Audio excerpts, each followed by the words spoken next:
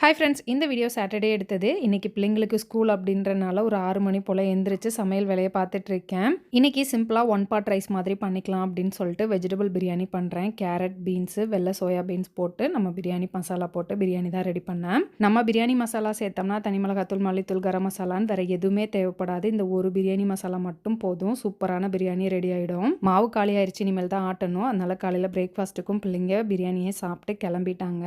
பிள்ளைங்க ஸ்கூலுக்கு கிளம்புனதும் நானும் கமலும் கடைக்கு கிளம்பிட்டோம். இன்னைக்கு ஆக்சுவலாக நான் காலையில் கிளம்பும் போதே ஒரு மாதிரி டயர்டாக தான் இருந்தது. ஃபீவர் வருமோ அப்படின்னு நினச்சேன். ஈவினிங் ஃபீவர் வந்துருச்சு.